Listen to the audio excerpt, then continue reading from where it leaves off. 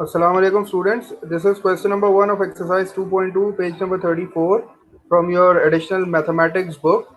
And we discussed question number 1, 3 and 5 in the class. So this video is basically the solution of those questions which will help you in completing your task. This is basically question number 1. In question number 1 we have two equations. The topic was simultaneous equations and we were given one linear and non-linear equation to solve. So this is basically the linear equation, equation number 2, and equation number 1 is basically our non-linear equation, and we have to solve these two equations, and the method which will be the method which we'll be using will be the substitution method. And the substitution method, you guys know that we pick one equation and we select a variable and make it a subject. So we will always be picking the linear equation as our equation to make the subject.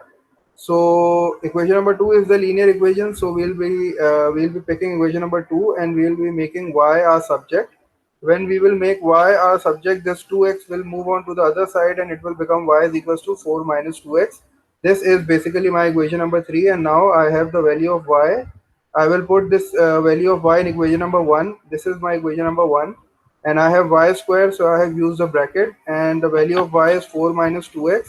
So I am using this bracket and I will put a power square on it, and the remaining equation will be as it is, minus sign as it is, and then 4x will be as it is and equals to 0. Now I have to open this square, and I know that I will open this square with the help of identity, and this is the negative identity, so a minus b whole square will be applied on it, and I am directly applying this identity. The identity says that the square of the first term, the square of 4 is 16, minus, since the identity is minus, so the sign will be minus, twice the product of the two. So we'll multiply these two, 4 to 8x, and then twice means 16x, and plus square of the second term. The second term is 2x, and the square of 2x will be equals to 4x square, and then the minus 4x as it is equals to 0. Now I will simplify it. This 4x square will come forward, and then this minus 16x and minus 4x will be minus 20x, and this positive 16 will go at the end equals to 0. And since I can see that there is 4 common in all the three terms, so I will take 4 as common, and the remaining will be x square minus 5x plus 4 equals to 0. This 4 is being multiplied on this side. I will shift this 4 on the other side and it will get divided and it will disappear, because 0 divided by 4 is always 0. So my final equation will be x square minus 5x plus 4, and now I have this quadratic equation and I have to factorize it. So I will be using the middle term breaking method. Middle term breaking method, I have to multiply the corners. The corners is 4 and x square, so 4x square, and the middle term with the sign is minus 5x. So I am going for 1 multiplied by 4, that is minus 5 minus x and minus 4x, because the middle term is negative, so I will give 4 minus, and I will have to give this x also minus because I have to add them. So these are my factors, these are my terms, and my middle term has been broken into two. Now I will write these two factors in between, and I will take the common between these two. X will be taken as common, the bracket will be x minus 1. Then I will take minus 4 as common, so the bracket will be x minus 1 also. So since the bracket are same, I will take them as common, and the value of x will be equals to 1 and the value of x will be equals to 4 on solving. I have directly written the value of x. You have to show one step more over here. Now I have the value of x. Now I have two values of x. X is equals to 1 and x is equals to 4. So now I will put them one by one in equation number 3. This is my equation number 3. My equation number 3 is y is equals to 4 minus 2x. So first I will put x is equals to 1. When I will put x is equals to 1, 2 multiplied by 2, 2 multiplied by 1 is 2, and 4 minus 2 will be 2. So the value of x is 1 and y is equals to 2. And when I will put x is equals to 4, 4 times 2 will be 8, and then 4 minus 8 will be minus 4. So the value of y will be minus 4. So these are my 4 answers. When the value of x is 1, the value of y is 2, and when the value of x is 4, the value of y is minus 4. Moving on to the question number 3, we have question number 3. We have again two equations. First one is the linear and the other one is the non-linear. So I am going with the linear equation. I am picking linear equation and I am making y as my subject. So when I will make y as my subject, this 3x will go on other side, and my equation number 3 will be 1 minus 3x. And now I will put the value of y in equation number 2. X square will be as it is, plus sign will be as it is, and then I will use a bracket, and I will write 1 minus 3x inside the bracket, and this whole square will be outside the bracket, equals to 5. Now again I have to open this using identity, and this is the negative, so I will be directly applying my identity. This x square will be as it is. This plus sign, a square means square of 1 is 1. Then I know that minus sign and the product of the two. The product of the two is 3x, and twice will be 6x. So I have written 6x, and then plus square of the last term. The last term is 3x, and 3x square will be 9x square. And again, this positive 5 will move on other side, will become minus 5 equals to 0. And this x square and this x square, 9x square will be 10x square. This will be minus 6x, and plus 1 and minus 5 will be minus 4. I can see that there is common 2 common between these three, so I will take 2 as common. So my final quadratic equation will be 5x square minus 3x minus 2. Now I have to factorize it using middle term breaking method again. So I have applied the middle term breaking method. These are the corners, and this is the middle term. So I'm going with 5 multiplied by 2. Since the middle term has the negative sign, so I will give the greater factor the negative sign. So automatically I have to give the other factor a positive sign. Then I have written the factors and taken common, and the value of x is 1 and the value of x is minus 2 upon 5. Now I have the values of x, so I will put one by one in my equation number 3. This is my equation number 3. You can put it in equation number 1. You can put it in equation number 2. You will get the same answers. Since equation number 3 is the simplest equation, so we are going for equation number 3. And I will put y will be equals to minus 2, because 1 minus 3 will be minus 2.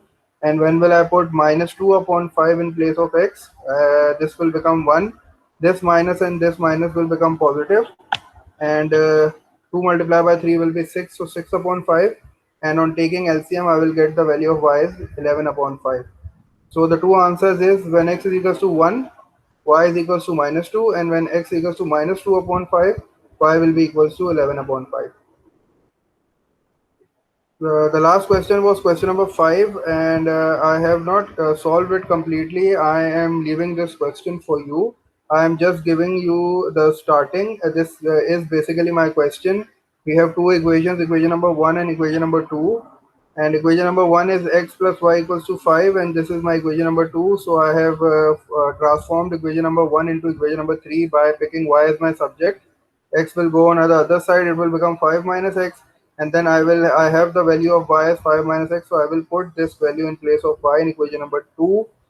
This will be as it is, plus I have used a bracket because I will be putting the value of y is 5 minus x plus 1 as it is, and then whole square equals to 25. And then I have to simplify it. This will be x plus 1 whole square plus this 5 and plus 1 will be 6, and then minus x whole square equals to 25. Now I have two brackets and two whole squares, so I have to apply two identities. This is the positive identity a plus b whole square, and this is the negative one.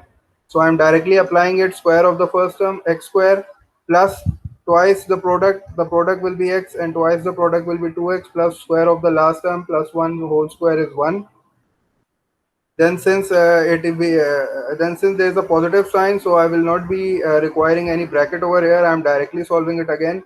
Square of 6 is 36, minus product will be 6x, and twice the product will be 12x, and square of the last term will be plus, and this 25 will go on other side minus 25.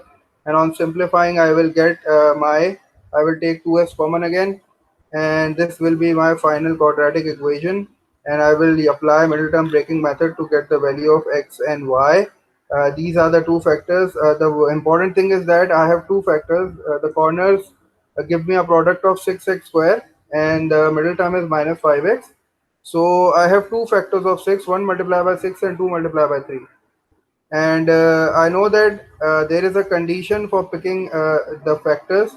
So I am going with 2 upon 3 because I have to check that whenever I add these two, I will have to get this answer. And when I multiply my two factors, I have to get this answer. So this is basically the complete condition of the middle term breaking method. If I will go with 1 minus x, this condition will be fulfilled, but this condition will not be fulfilled. So I am going with 2 and 3. So I am assigning 2x negative sign and 3x a negative sign. And when will I add them? It will give me minus 5x. and when will I multiply them? It will give me plus 6x square. So this is the main thing about the middle term breaking factor. You have to check the two conditions. If both are satisfied, then you have to pick the factors. And if I'm going with, I just show you this thing because this is an important thing. If I'm going with x and 6x, so since the middle term has a negative sign, so I will give this factor a negative sign and I will have to give that a positive sign. So these are my two factors.